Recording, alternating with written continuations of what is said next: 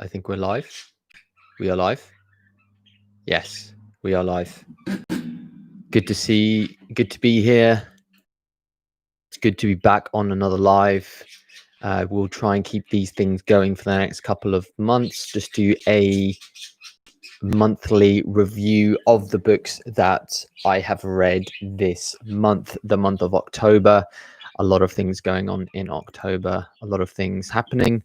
In the UK, they've just announced a second lockdown. That will be happening on Thursday, I think. Yeah, on Thursday.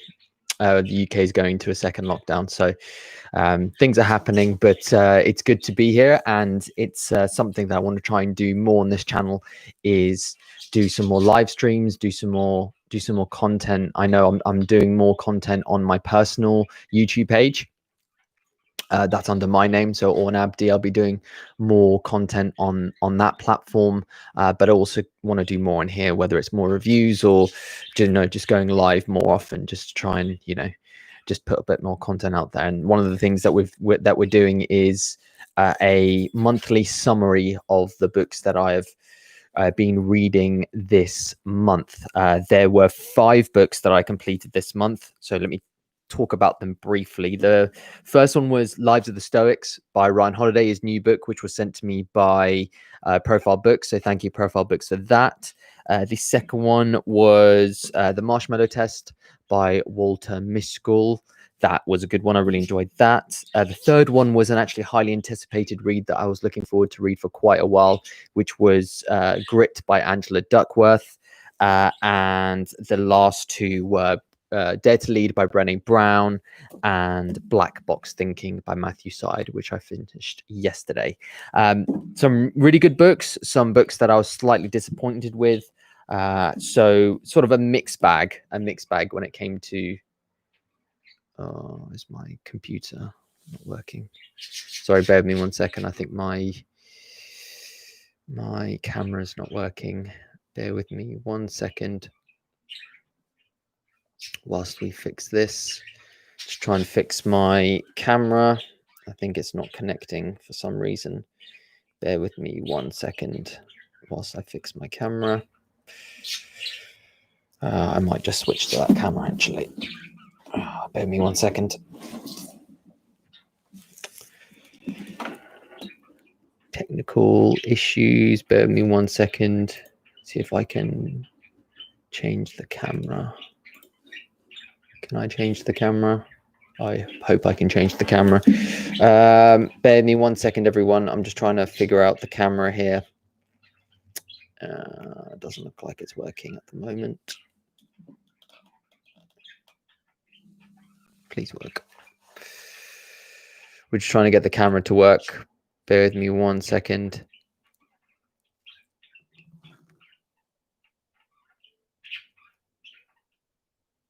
Bear with me 1 second while we just try and figure out the camera. It was connected a second ago. I'm not too sure why it's not connected now. How do I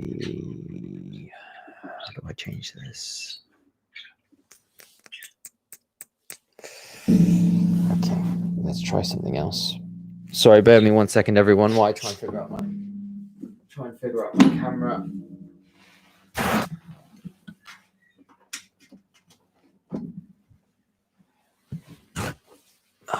Let's have a look. That should work now.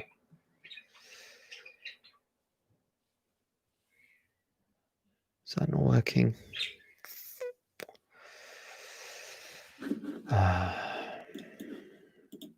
Sorry, bear with me 1 second whilst I just try and figure out why this camera isn't working. Apologies, give me a second. I'm just trying to figure out. Oh, what's going on? Are we back? I think we're good. We're live. We're back. Sorry, everyone. I think we're having some camera issues there. Sometimes it times out for me, which I'm not too sure why, but it's because I use my phone most of the time. So, hi, everyone. I think we have 5 people here. Hi, everyone. Hope you're well. I did a brief introduction before we had some camera issues about the books that I've been reading this month, and let's just get straight into it. So I hope everyone is well. If you do have any questions or you want to leave any comments in the chat, just leave some comments in the chat and we can have a conversation, and leave any comments if you read any of these books, or leave any comments when it comes to whether you're interested in reading any of these books. And yeah, just let me know. Keep the chat going. And yeah, if you do have anything that you want to discuss or anything, just put it in the chat there and we'll get through it. So the first book I read this month was the book Lives of the Stoics by Ryan Holiday. And I'm a big fan of Ryan Holiday's books. I've read his books, The Obstacle is the Way, Ego is the Enemy, some of his Stoic books. The other one is The Daily Stoic, which is probably one of his most famous ones.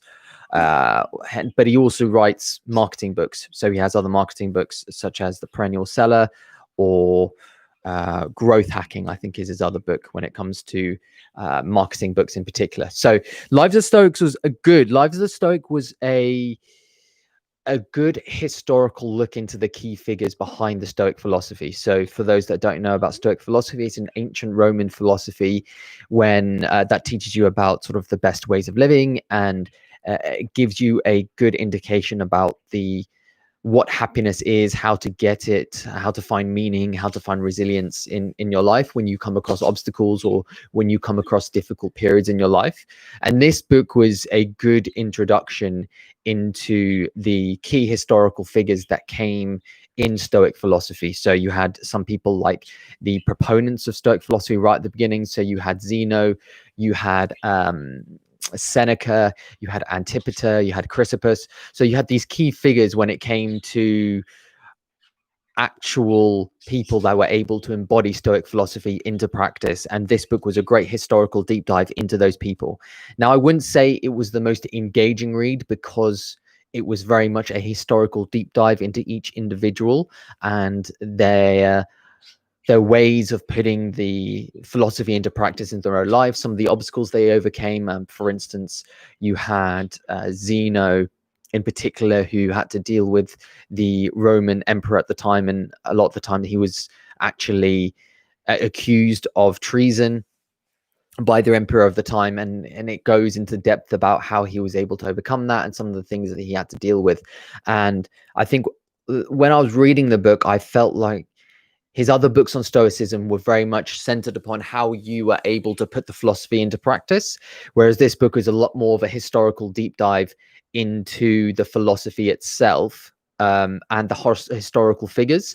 But I wouldn't say that it is a good book for anyone who is looking for an introduction into Stoic philosophy, because this book is a lot more for someone who is more interested about the people who were able to put the philosophy into practice and some of the key figures behind that. So I probably wouldn't recommend this one if you're interested in reading Stoic philosophy. Let me know in the comments if you are reading about Stoic philosophy, or if you have read any books on Stoic philosophy. But I wouldn't say I'd recommend this book as a good starting point. If you do know the philosophy, or if you've read anything related to the philosophy, then I do think it's a good introduction into the key individuals, because it'll give you a good idea about how they were actually able to put the philosophy into practice. So I would actually recommend it for those who do know something about the philosophy and are then able to put it into practice afterwards. So you know me, I don't really do ratings out of 5, because that's not really how I like to rate books. I would say if you are interested in reading about Stoic philosophy and you haven't read any books about Stoic philosophy before, I definitely recommend you read his other books. Ego is the Enemy, The Obstacle is the Way, Daily Stoic.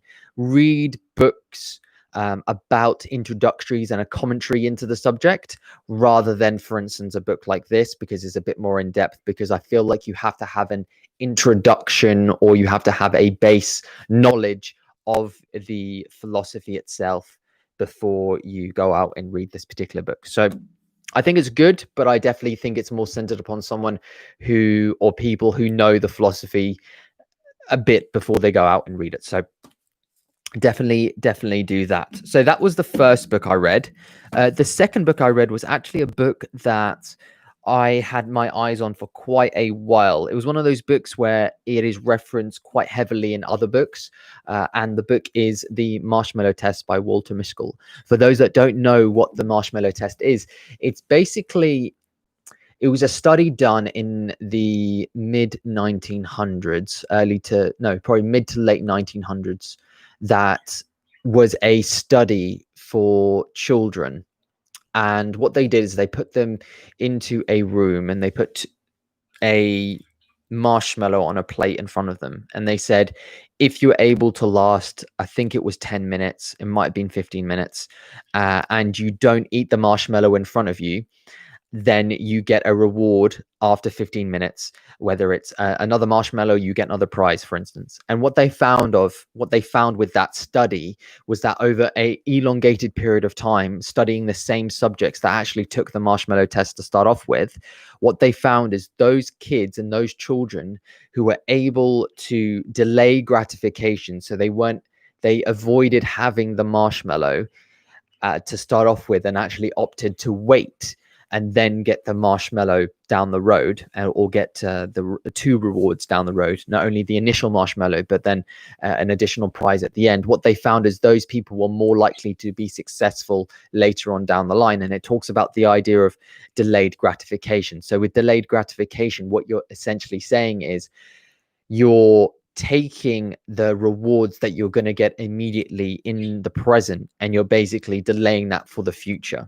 And it's a very interesting thing to think about, because when I think about people who are successful in their life or successful when it comes to their business, whatever it is, whether you're an athlete, whether you're into business, or whether you're someone who is just trying to improve something, what you find is those people who are able to seek delayed gratification are usually the ones that are most successful in the long term.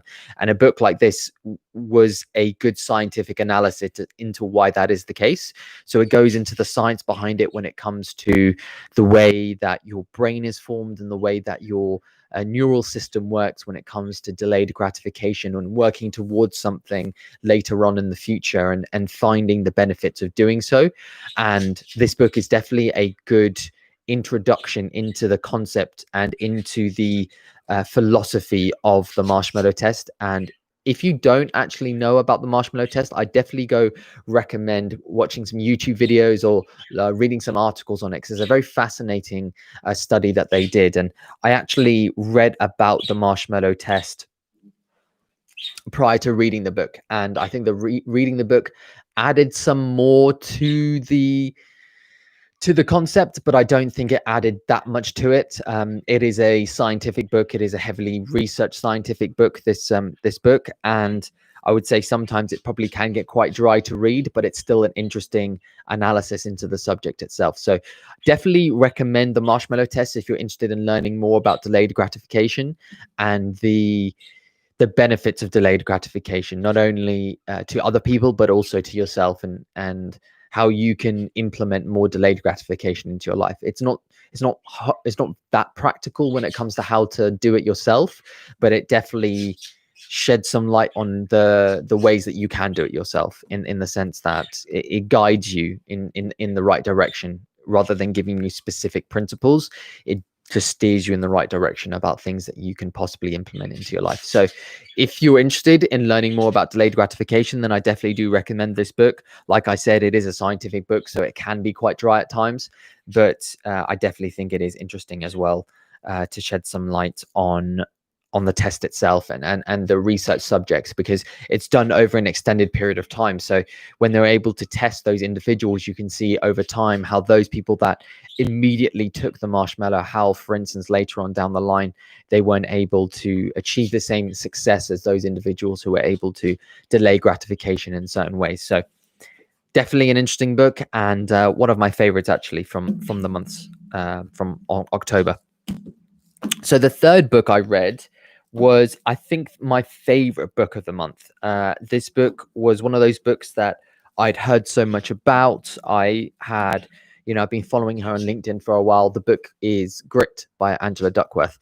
And once again, it was one of those books for me that I feel was referenced so much in other pieces of literature and other pieces of books that I've been reading. It's one of those books that other people reference quite a bit, and they reference the term of what grit is. And She does a good job in the book of explaining at the beginning what grit is, whether it's resilience, persistence, a culmination of all those. The interesting thing for me that I really liked about this book was that it had a grit score in it. So there's I can't remember what page it's on, but in the book there's a grit score which you can score yourself on, and it gives you a good indication of what your grit score is. So yeah, if you see you're on page 65, it has like a little quiz in there where it shows you how you can calculate your own grit score, and then it has a percentage and then a score that you get based on what you put in the on page 65.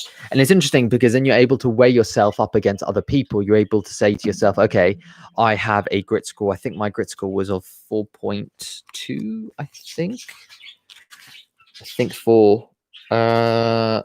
think it was 4.2 or 42, which is 4.2. So my grit score was 4.2, which I think was above the average in America when they were tested of over 3,000 subjects.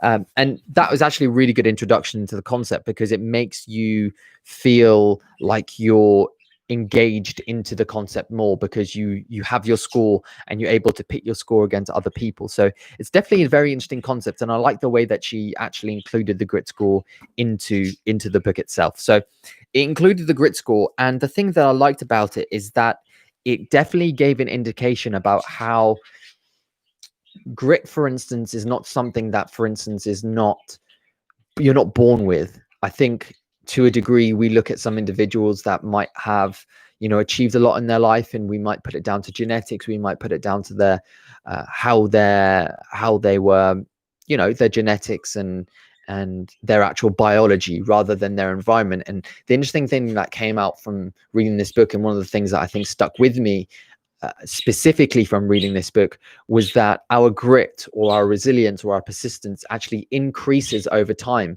or our perception of our own grit increases over time due to our own life experiences. So for instance, if you encounter failures, if you encounter obstacles in your life and you overcome them, then your own perception of your grit increases.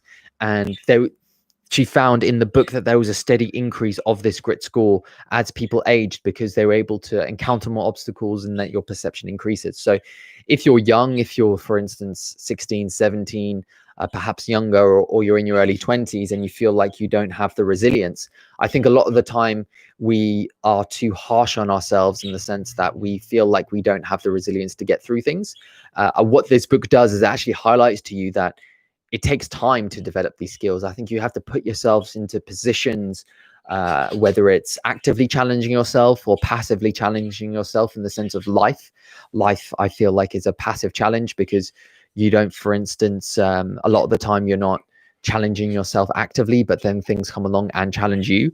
But in this book, she actually recommends that you actively challenge yourself, because in doing so, you actually develop your own grit and you increase your perception to grit. And there were some great examples towards the end where she starts talking about ways that you can actually force yourselves to develop more grit, and force yourselves to actually develop an environment for grit to foster in your own life, whether that's creating habits, whether that's actually persisting in things beyond when it becomes comfortable, which I think is definitely the most difficult thing to do when you feel like things aren't going your way, and you have to persist through that. I know that runs counterintuitive to what Seth Godin talks about in his book Dip, where he talks about there's a diminishing returns when it comes to staying on a subject, or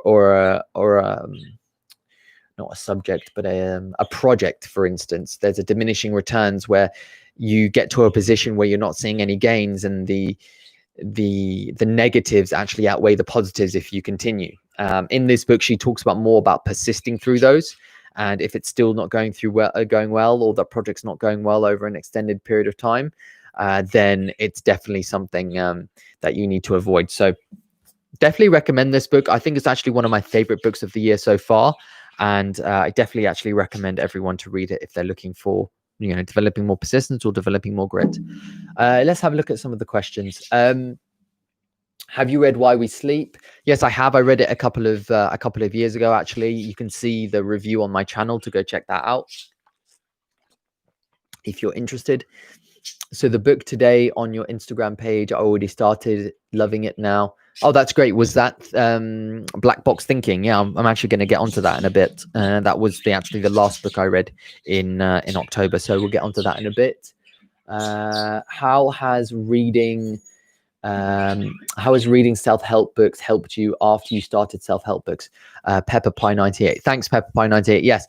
I would say the thing that's helped me most is, for instance, like I was saying in reference to Grit by Angela Duckworth, it definitely gives me a indication about, gives me self-awareness about me as an individual, what I like as an individual, what I don't like as an individual, and it just gives me the self-awareness to know who I am. I think a lot of the times it's difficult to find out who you are as an individual and what you truly like as an individual.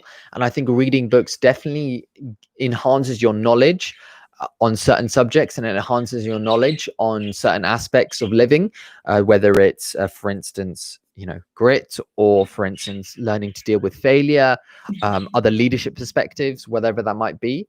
But my thing, or my main focus when it comes to reading, or the benefit that I've seen from reading these types of books, is you develop a level of awareness about who you are as an individual and what you like and you don't like. And I think that is the main thing that I've learned from self-help books.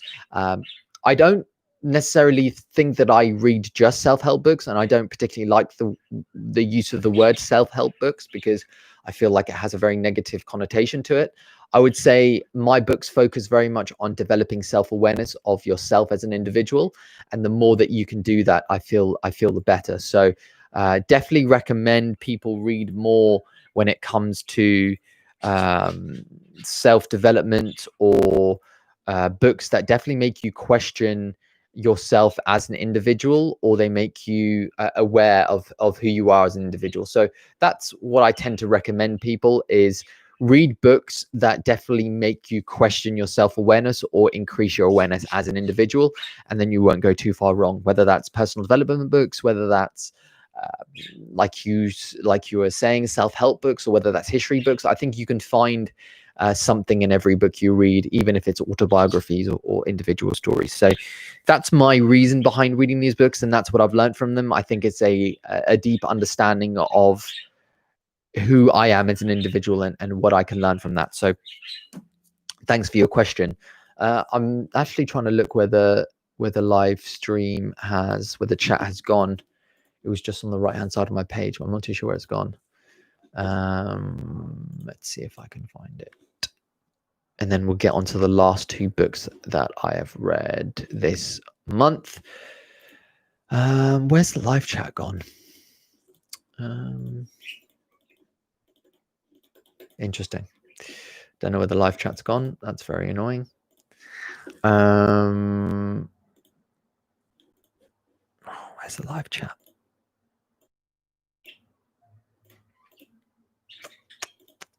Okay, I can't seem to find the live chat. I don't know where it's gone.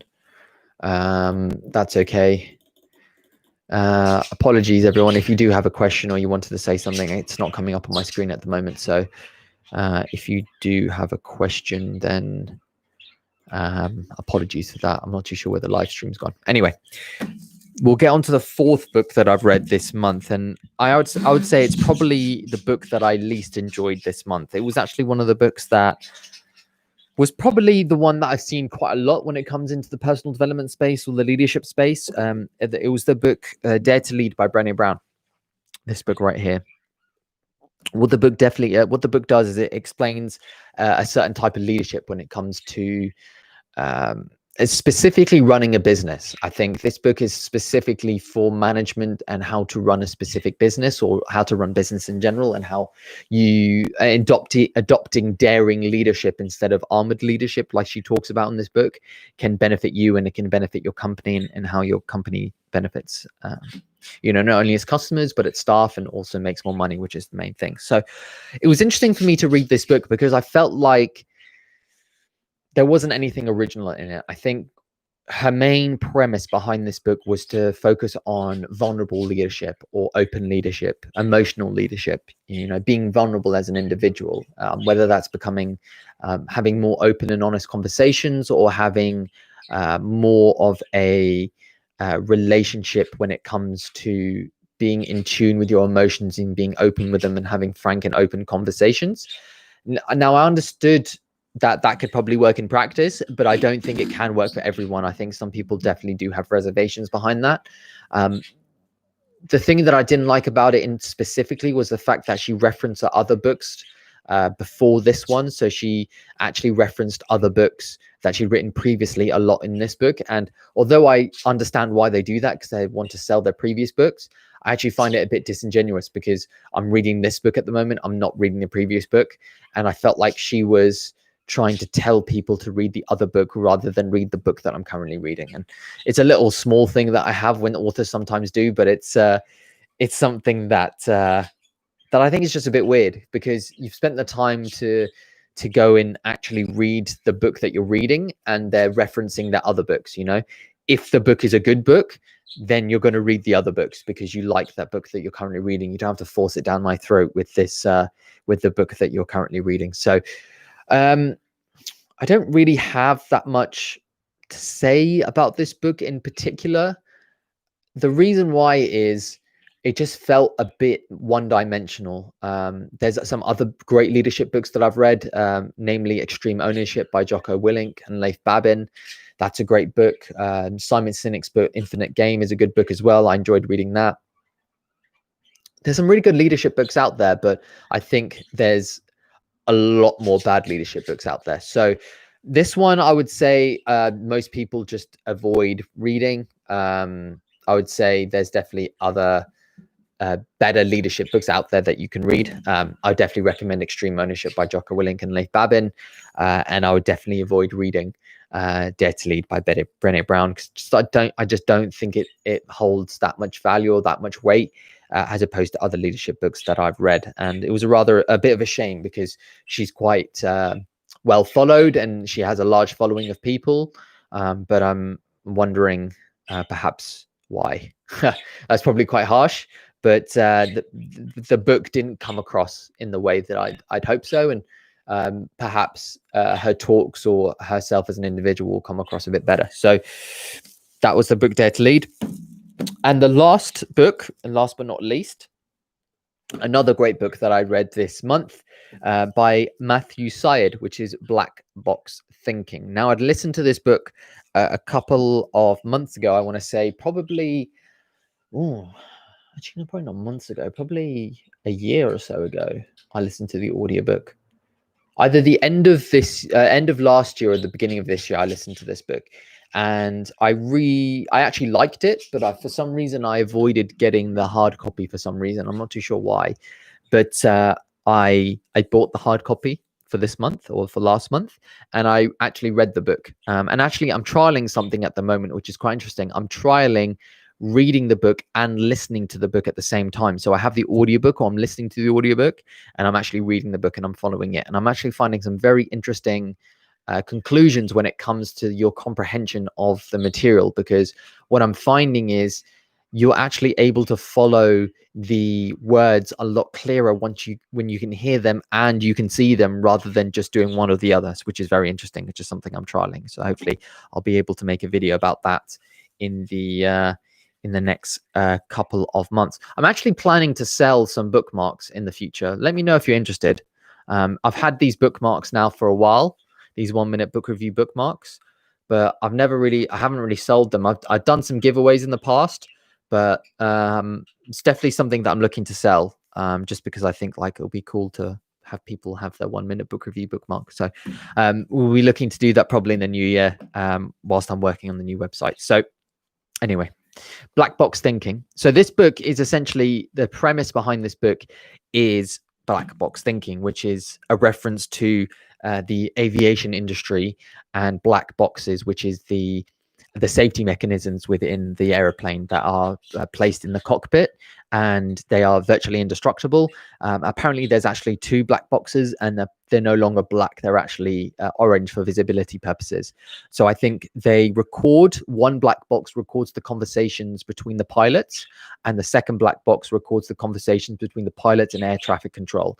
And in this book, the reference to black box thinking is that in the aviation industry, that was put in as a safety measure to find out how they can make improvements in aviation industry safety standards, because prior to having black boxes, there wasn't a way to track what was actually going wrong when a plane went down, because they couldn't hear the conversations between the pilots, they couldn't hear the conversations between air traffic control and the pilots. So they installed the black boxes to try and alleviate the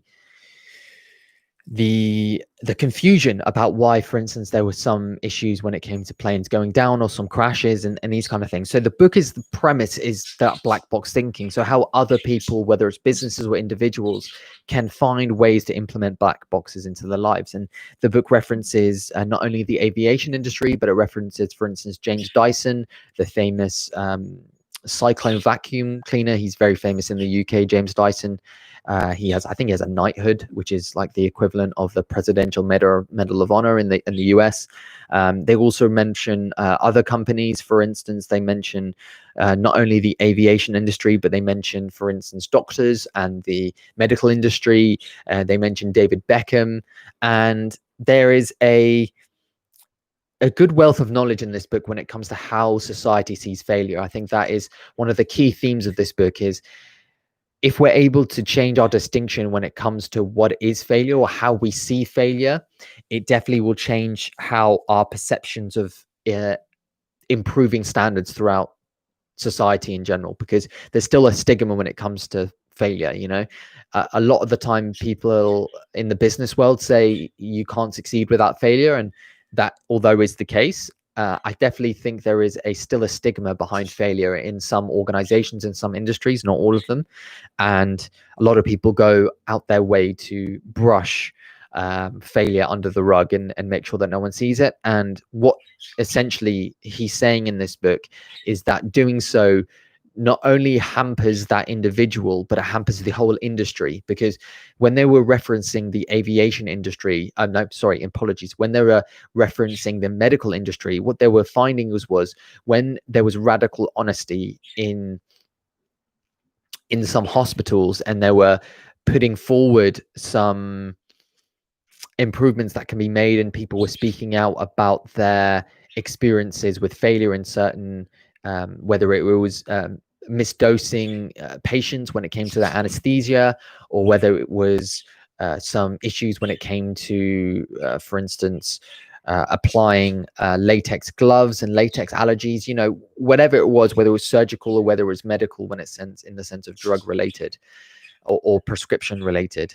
It was interesting because what they found was it didn't only help that specific hospital, but when they documented that research and they shared it with other hospitals and other people in the industry were able to benefit from those findings, even though they didn't experience it themselves, which is a very interesting point. And it's something that I actually think is the case when it comes to learning in general. Because the reason why I like reading books, and this is actually probably going on to the question that was asked before, about why I read, is you can learn through other people's experiences without experiencing it yourself, which is very vital. And there's that famous quote where, you know, a wise person learns from the failures of other people. And that's very much the case, is because any idiot can any person can learn from their own mistakes, but it takes a wise person to learn from the mistakes of others.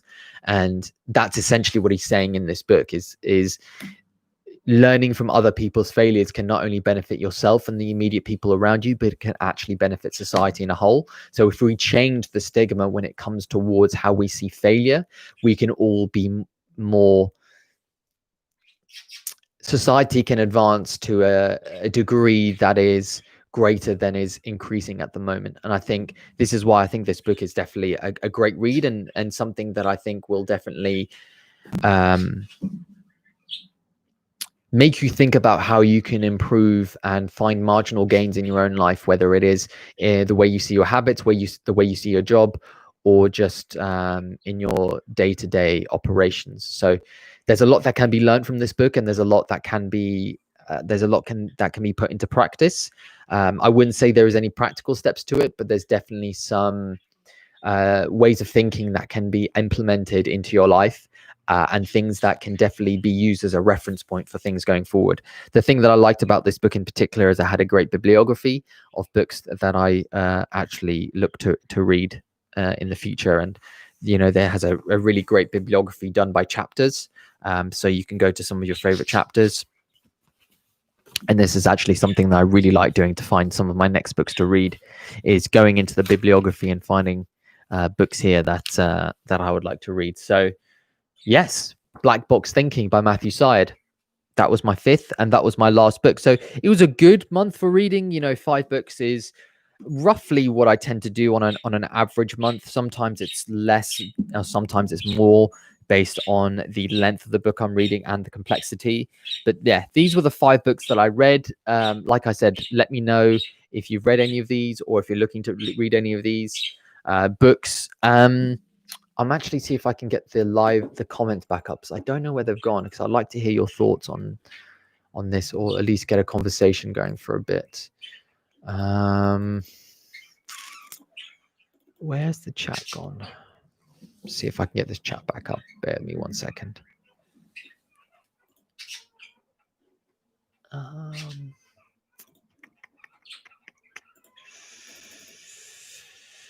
Where is this live chat?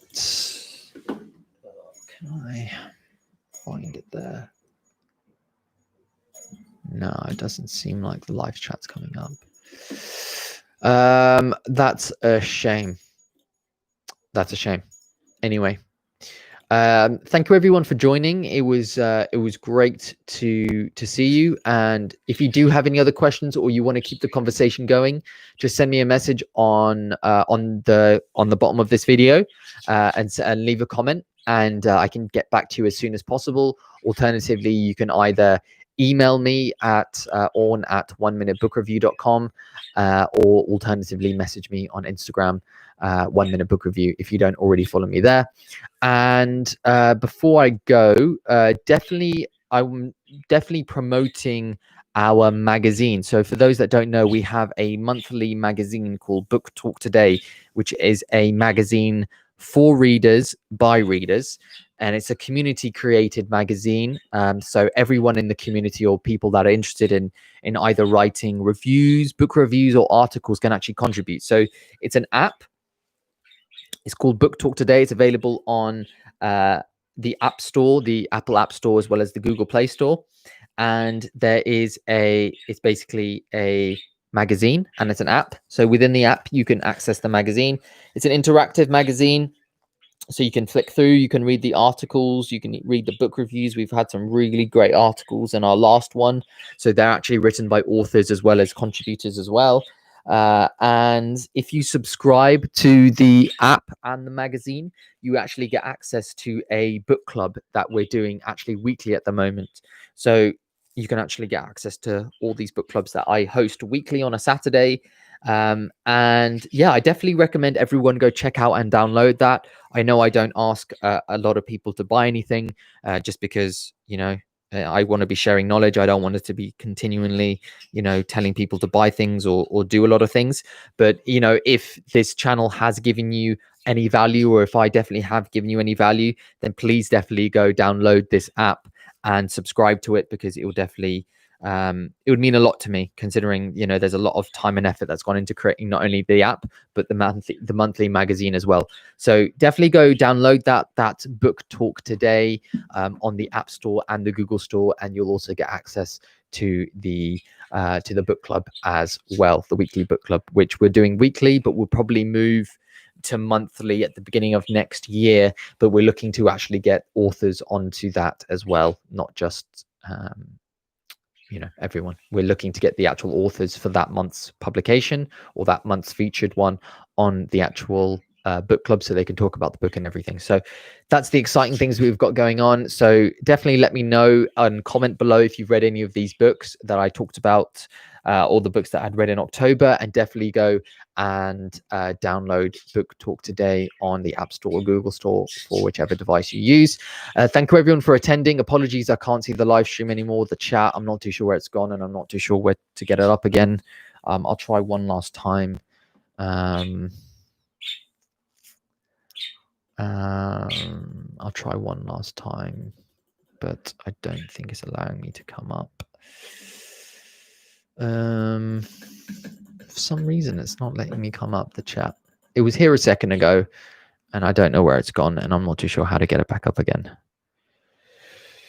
Anyway, like I said, leave a comment below if you have any questions. And if you do have any other questions, just send me a message on Instagram or email me on at oneminutebookreview.com. Thank you everyone for attending this live. Like I said, we're looking to do it more every single month, and definitely send me a message or anything if you have any other questions, and have a great rest of your day wherever you are. And I will speak to you soon. Thanks. Bye.